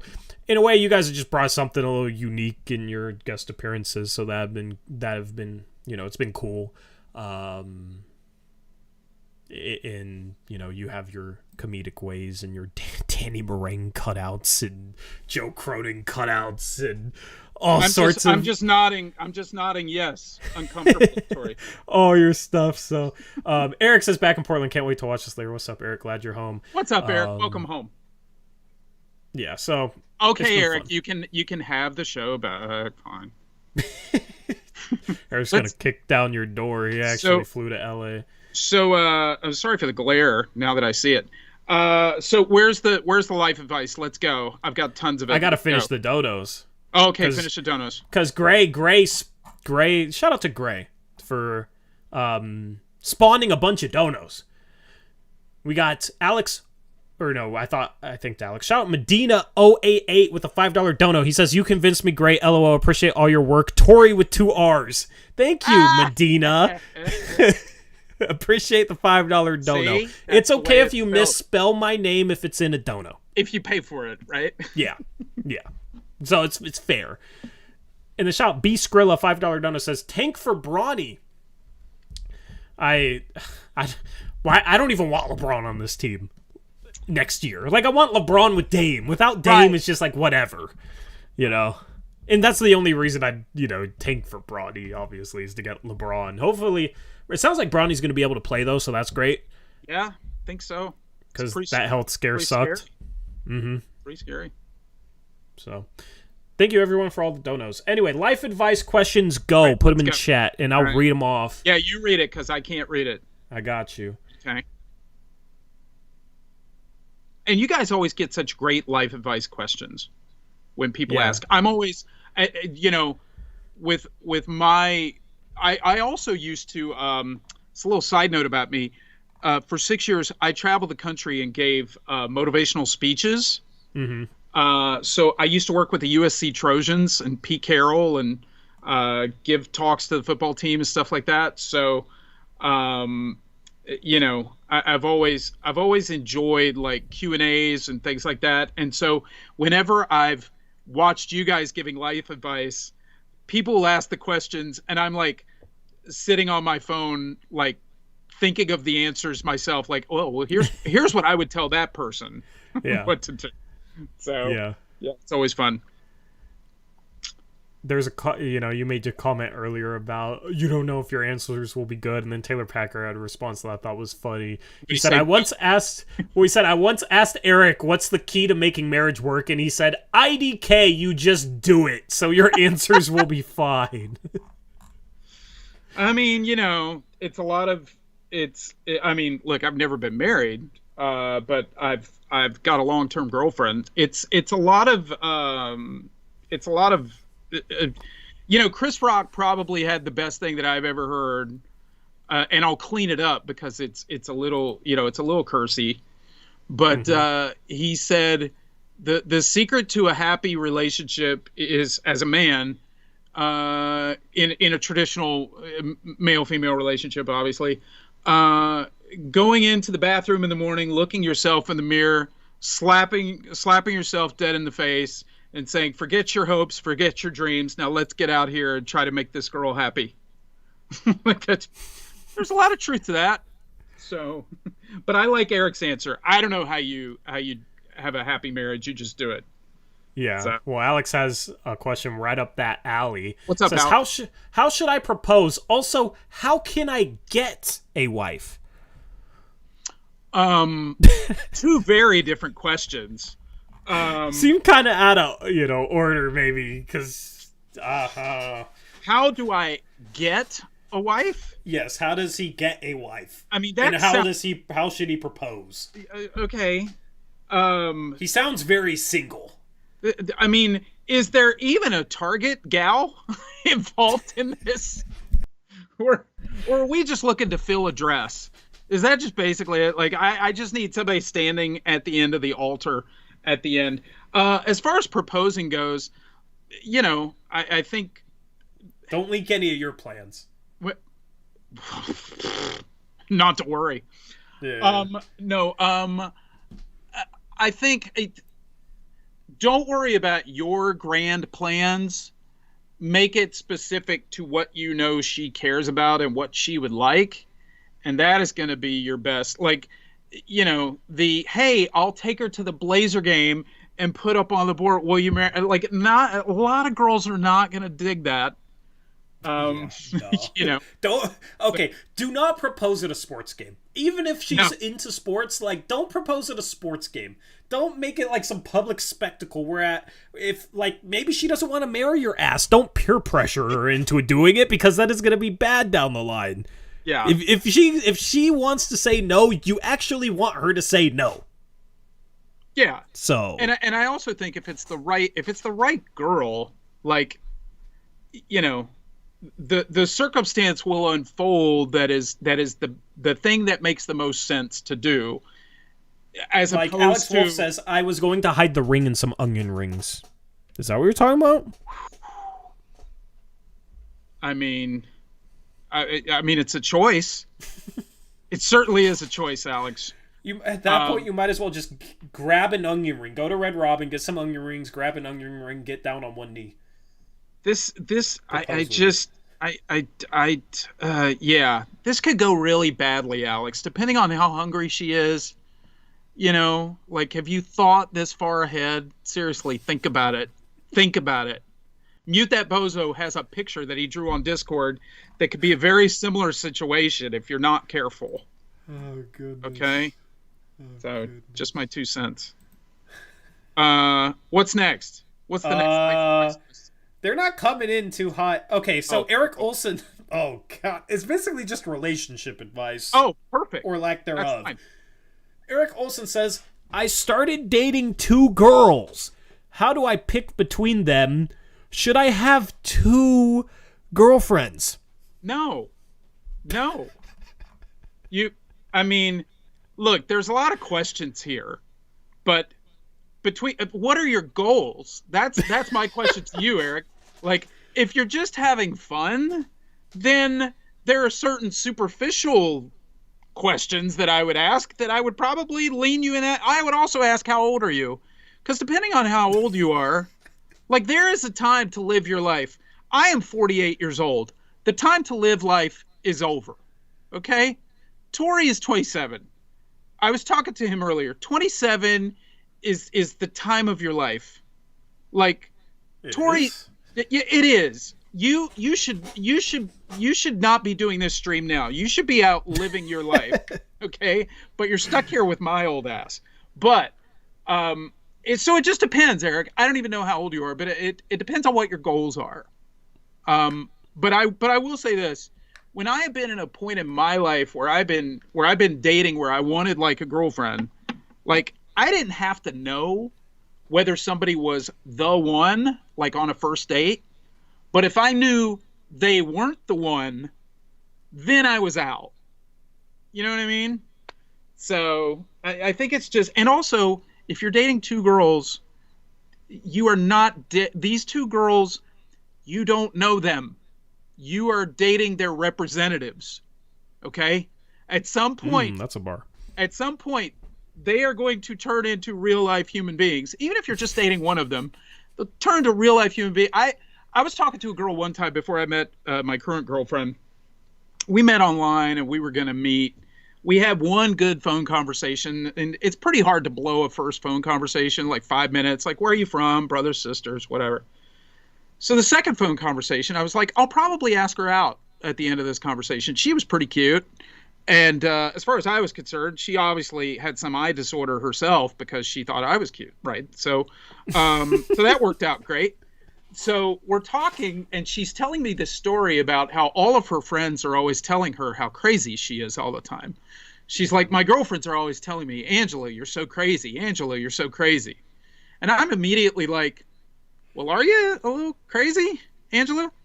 And then she responds to me and says, I can certainly be difficult from time to time, which is just like, that's scary. We love to hear that, ladies, right? And then I said, just to be kind, I said, well, there's nothing wrong with liking what you like, right? And then she goes, oh, no. I'm really difficult. I'll be the best and worst person you've ever met in your life. And then I was like, no, this is not going to happen. And then I would get texts after that, like, so when are you gonna ask me out? And I was like, never. It's never going to happen. So, Eric, if you're not committed to either one of these girls, yes, you can date both, but don't tell either girl she's the only one. That's not fair to do. Oh, this reminds me of another story. So, Tori, do you? Yes. Okay, I was in a Quiznos. This is years ago. I was in a Quiznos. Okay, well, first question, why were you in a Quiznos? Shut up. It's delicious. They went bankrupt. So your point is well-founded. Did they? I think so, yeah. Yeah, they're not around here anymore. Me. So anyway, they had a chicken sandwich that I really liked.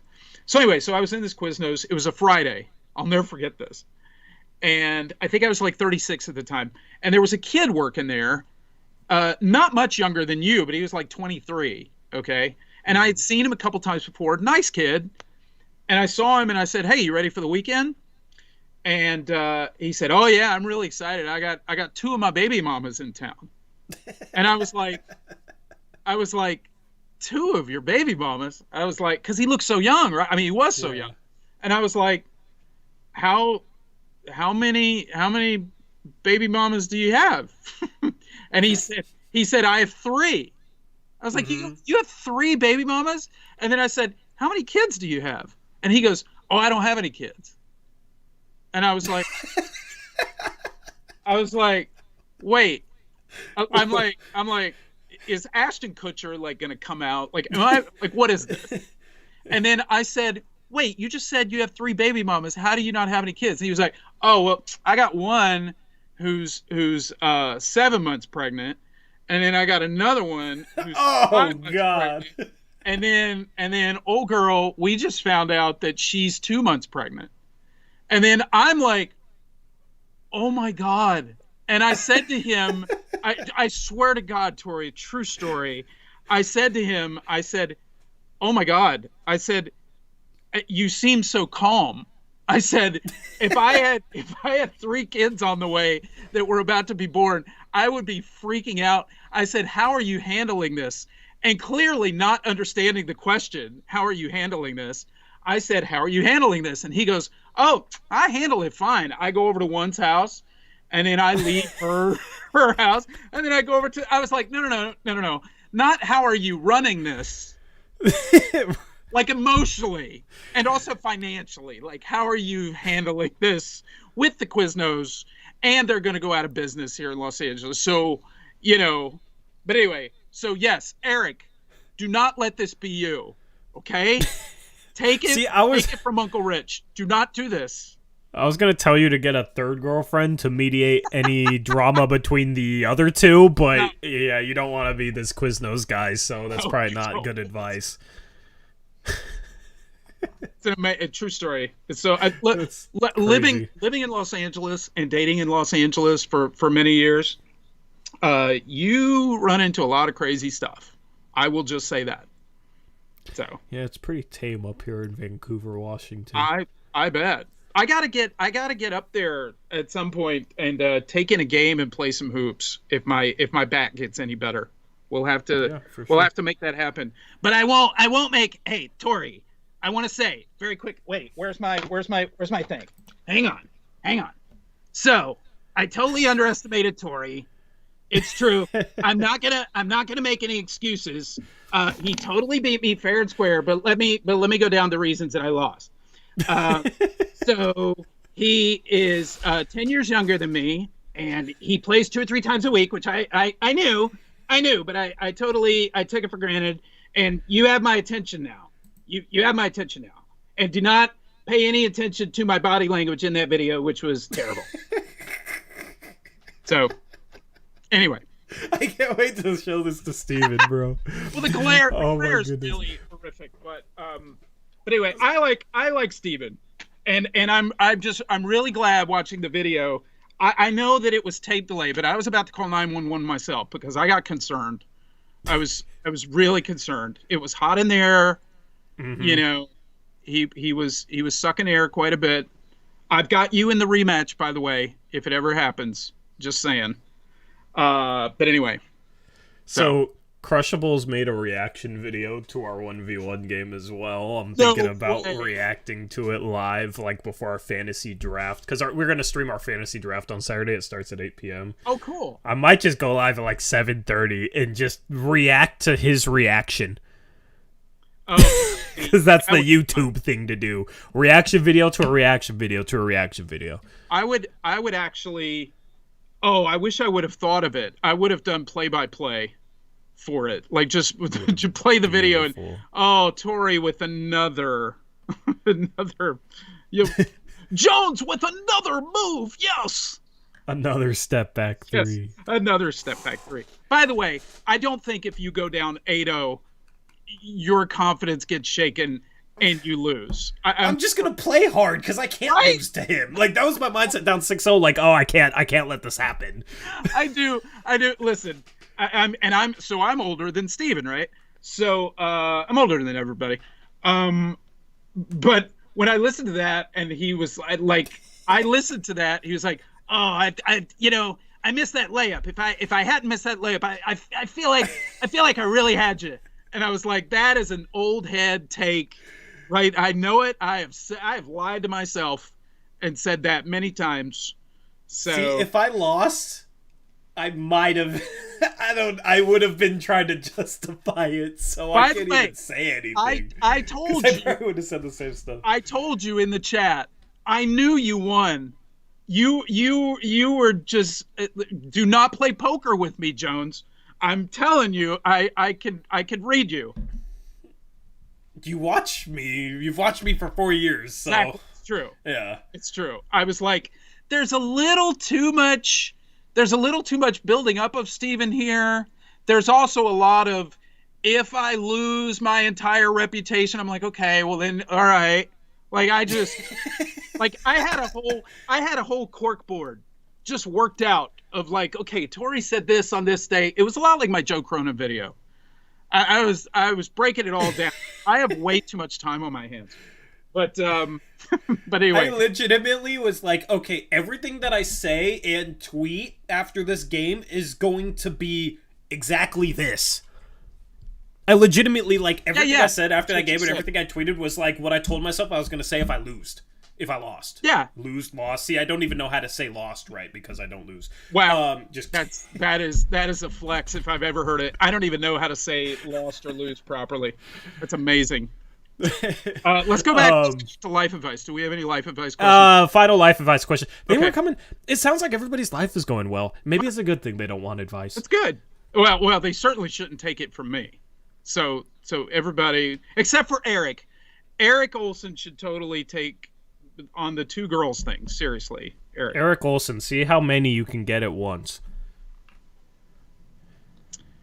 You know, there was this really amazing week when I was... You know what? Never mind. It's not... Yeah, I don't know. L.A. actor, amazing week. Yeah. Multiple... Yeah. One of these days, I got to tell you about my first love scene in a movie. That's a story for another time. I want you to tell Eric on a video. Sure.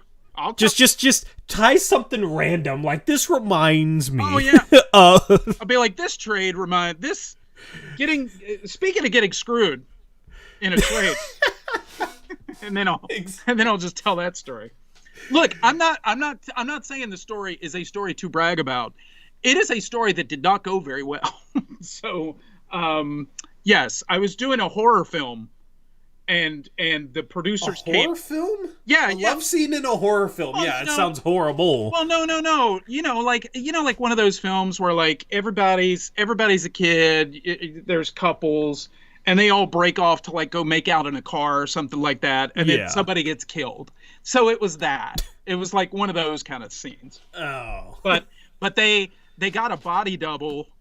Because the girl that was playing my girlfriend did not want to get naked, so they got a body double where they were just going to shoot her from like the neck down.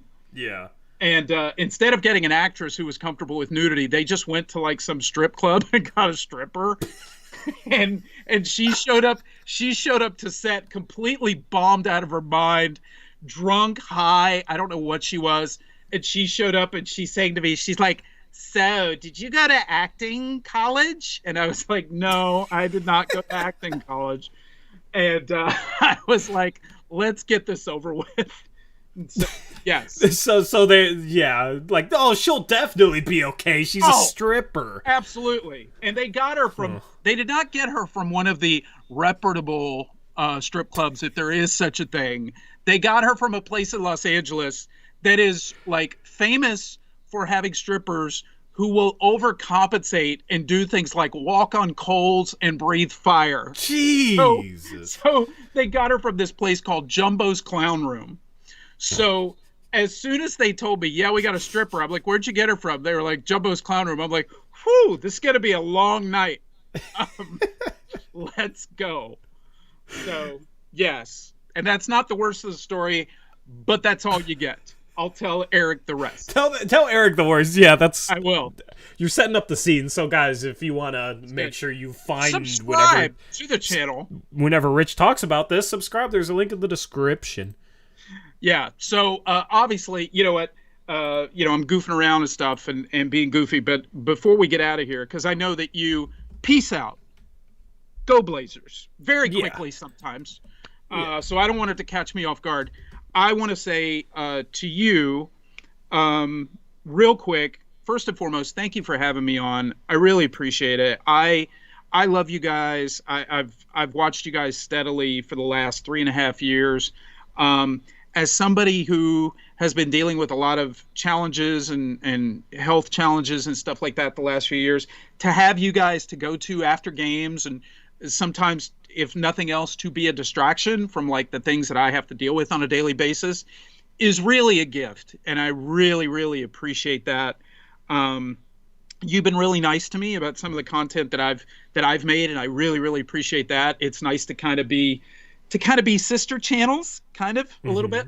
But I appreciate you, and I appreciate all of the members of your channel that have, gone over to my channel and Eric's when Eric's able to do long form videos with me. And I make no delusions of grandeur. Like, I know the reason that people have subscribed to the channel is because Eric's on videos from time to time and they just want more Eric, right?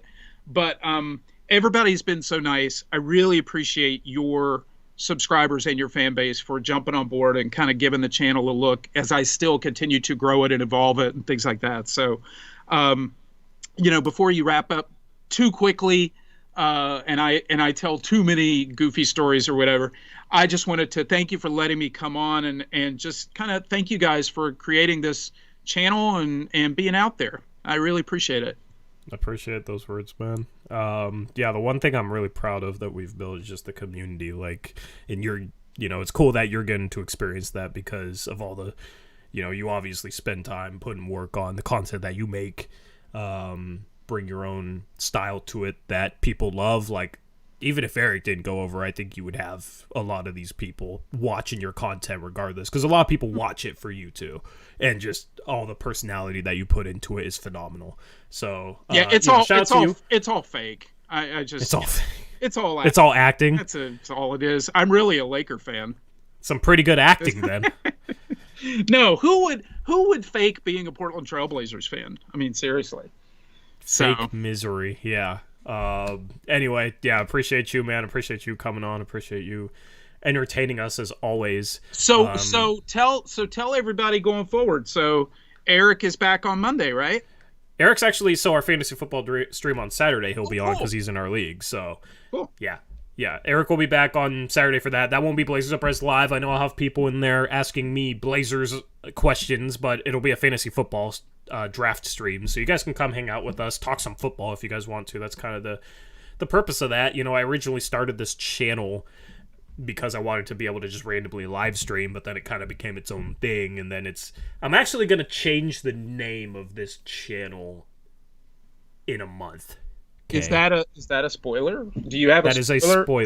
Do you have a well, not really a spoiler because you're not telling us. So it's between you and me, what is it? It's gonna be Blazers Uprise something. Okay. Oh, you guys can guess at the word chat. I'm not going to, maybe I'll tell you after the stream. But Yeah, and it goes with more that's coming to the second channel here. So, this show will still be Blazers Uprise Live. It'll just be, the channel name will be switched to Blazers Uprise, and then another word. No, it's not Niners. It's still Blazers. It's, just bringing more to it, and a name change made a little bit more sense. So, looking forward to that. Eric will be back on Saturday, and then we'll have Blazers Uprise Live on Monday with him, and it's gonna be actually weird to stream with him for once. That's gonna be weird that it's weird, because that's how much we've streamed over the last 4 years consistently. My girlfriend asked me, she said, "Are you making heads of Tori and Eric?" And I was like, "No, like I'm not. I would not traipse mud through somebody's house. Do it. I would not do that. It. You have my permission to do it. I did think about making a head on a stick of Eric to start the episode, but then I thought people would just be too depressed once I took it away. That thinking that Eric was back and he wasn't. So I was like, okay, no, I'm not going to do that. So there's a couple of in our Discord, which people can join. Link description below should be down there. There's a couple of really good faces that you could use for face cutouts. Oh, okay. So if you go to the emojis and top emoji in Blazers Uprise, there is some good stuff. Some good stuff there. Okay. Well, we have our own emojis. You can scroll down. We have Blazers Uprise emojis in our Discord. So. Okay. I am 48, so it will take me like a good 7 weeks to be able to navigate that. Yeah, let me know when you find it, when you discover it. Yeah. Hopefully, Chat, Dame's not traded by then. Chat, what will happen first? Will Rich figure out Discord, or will Dame get traded? I think Dame gets traded first. That's pretty easy to call. I could send them to you. I'll send you a Discord message. We'll see if you. Oh, I can receive those. I can totally. Oh, you figured out Discord messages? Yes. Hell yeah. Okay, cool. My phone gets notifications, so. Cool. Yeah. Good for that. But we got some good stuff for it. So. Well, thank you to everybody in the chat. I'm so sorry I couldn't read all your comments, but I love you guys, and there are so many of you that are in here every episode of Blazers Uprise Live that I see you over on my channel. So, I love all you guys. So thank you so much. Yep. Appreciate all you guys. Appreciate you, Rich. Thank you to everybody who donated tonight. Your support is greatly appreciated as well. Shout out to Gray for spurring some of those donos on. Thank you, Gray. And we'll be back Saturday with the fantasy football stream, Monday with another episode of Blazers Uprise Live. No video content because I just don't even know what to do videos on, and I'm just kind of waiting for the Dame trade to happen, just like I have been for the past 2 months, because it's officially September 1st as of now. It's 12:30 a.m. on the West Coast, and it's been 2 months, so we'll see how much longer it is. Anyway, we'll be here every step of the way, no matter if something happens or nothing happens, and we appreciate all the support from our great community. Anyway, with that being said, we're out of here. I'll catch you next time. Until then, as always, peace out. Go Blazers.